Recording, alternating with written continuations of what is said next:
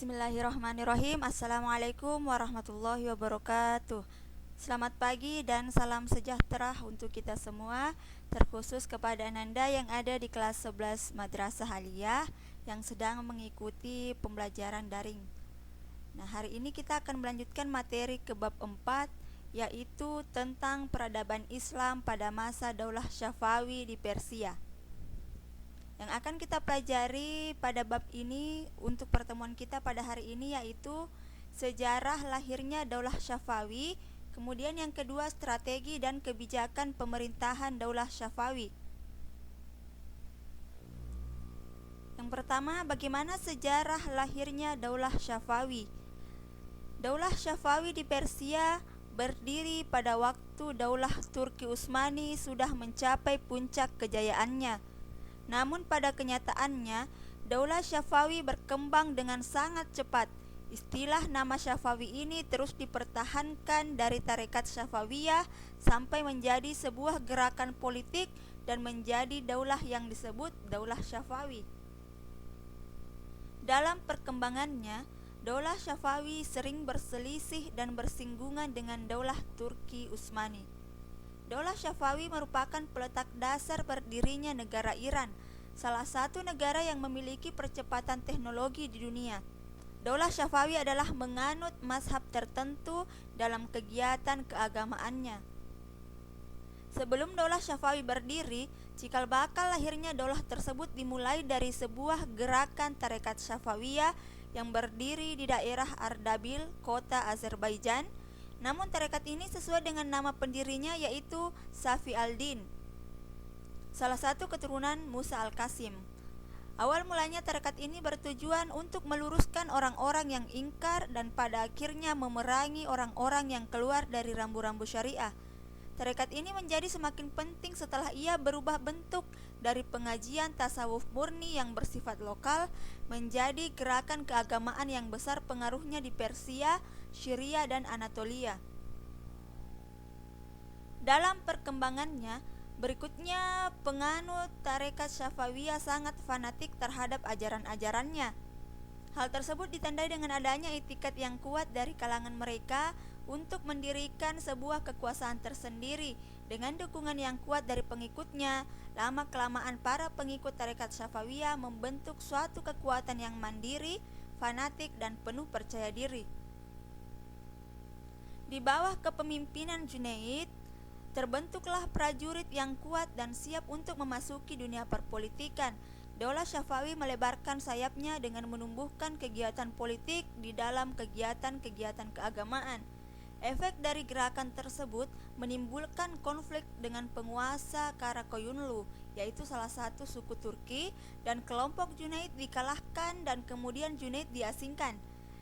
Nasib baik masih menaungi Junaid karena tempat pengasingan Junaid mendapatkan perlindungan dari Diyarbakir. Ia juga suku bangsa Turki yang tinggal di istana Uzun Hasan, penguasa sebagian besar Persia. Jalan berliku dilalui oleh Junaid. Kemudian pada tahun 1459 Masehi, Junaid mencoba merebut Ardabil tapi gagal. Kemudian pada tahun 1460 Masehi, ia mencoba merebut Sirkasia tetapi dihadang oleh tentara Sirwan dan ia terbunuh dalam peristiwa pertempuran tersebut. Kepemimpinan Junaid kemudian dilanjutkan oleh anaknya yaitu Haidar. Haidar lalu menikah dengan cucu Uzun Hasan. Dari pernikahannya tersebut lahirlah Ismail yang kelak di kemudian hari menjadi pendiri Daulah Syafawi di Persia. Gerakan Haidar yang memimpin militer Syafawi menjadikannya sebagai rival politik Aka-Koyunlu yang dapat dikalahkan pada tahun 1476 Masehi. Sirkasia dapat dikuasai, namun Aka-Koyunlu mengirimkan bantuan militer kepada Sirwan. Akhirnya pasukan Haidar dapat dikalahkan dan Haidar terbunuh. Putra Haidar yang bernama Ali didesak oleh bala tentaranya untuk menuntut balas atas kematian ayahnya, terutama terhadap Aka-Koyunlu.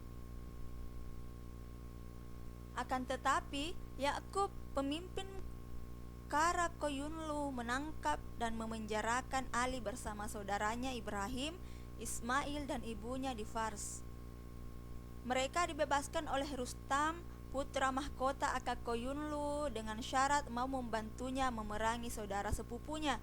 Setelah dapat dikalahkan, Ali bersaudara kembali ke Ardabil, namun tidak lama kemudian Rustam berbalik memusuhi dan menyerang Ali bersaudara dan Ali terbunuh.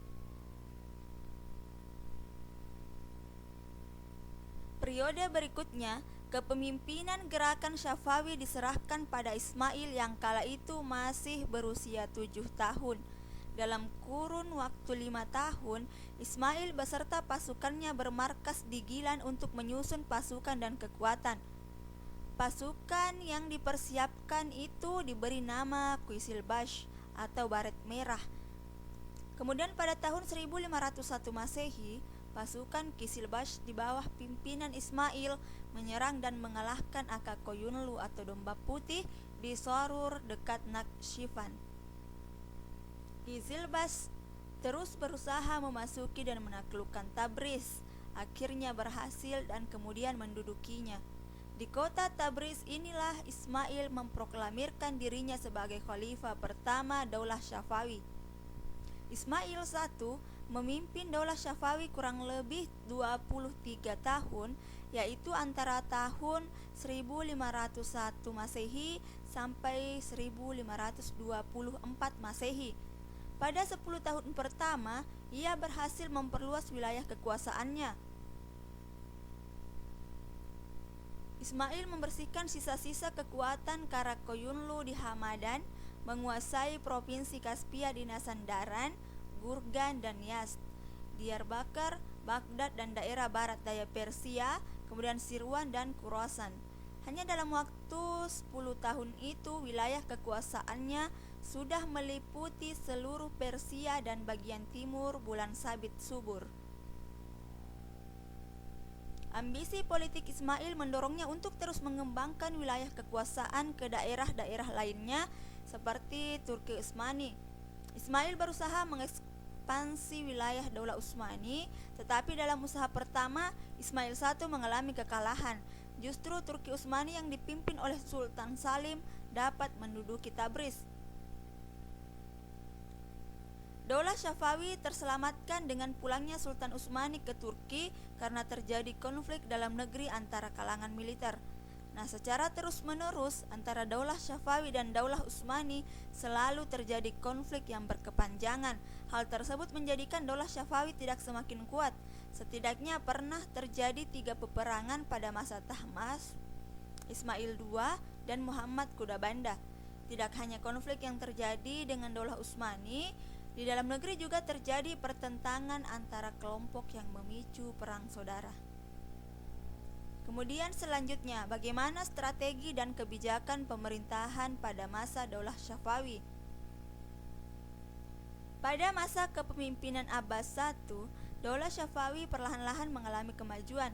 Langkah-langkah yang ditempuh Abbas I dalam memajukan Daulah Syafawi diantaranya, yang pertama yaitu berusaha menghilangkan dominasi Qisilbash atas Daulah Syafawiyah dengan cara membentuk pasukan-pasukan baru yang anggotanya terdiri dari budak-budak yang berasal dari tawanan-tawanan bangsa Georgia, Armenia, dan Sirkasia yang ada sejak pemerintahan Tahmasp I.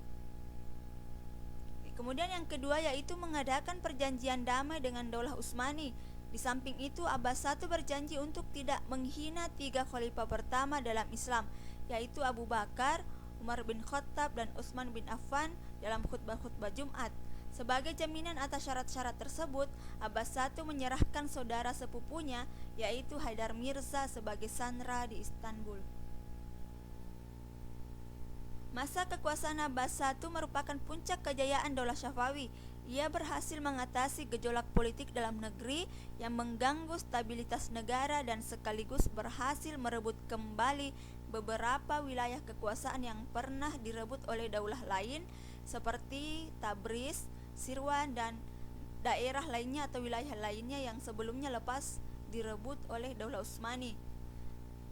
Silsilah pimpinan Syafawiyah yang dimulai dari suatu gerakan tarekat hingga pada akhirnya menjadi gerakan politik dan kemudian menjadikannya sebuah daulah. Saat masih menjadi gerakan tarekat, secara berturut-turut tarekat ini dipimpin oleh Syekh Safiuddin Ardabili, kedua Sadruddin Musa, yang ketiga Khwaja Ali, yang keempat Ibrahim Junaid, yang kelima Haidar, dan yang keenam adalah Ali. Nah, kemudian sesudah menjadi daulah Syafawi, tampuk kekuasaan secara berturut-turut dipimpin oleh yang pertama yaitu Ismail I, kemudian Tahmas I, Ismail II, Muhammad Kudabanda, Abbas I, Safi Mirsa, Abbas II, Sulaiman, Husain I, Tahmas II, kemudian Abbas III. Nah, baik, itulah tadi materi tentang sejarah lahirnya daulah Syafawi di Persia dan bagaimana strategi dan kebijakan pemerintahan daulah Syafawi. Lebih dan kurangnya mohon dimaafkan. Apabila ada hal yang kurang difahami, silahkan dipertanyakan pada guru yang mengampu atau membawakan mata pelajaran sejarah kebudayaan Islam. Assalamualaikum warahmatullahi wabarakatuh.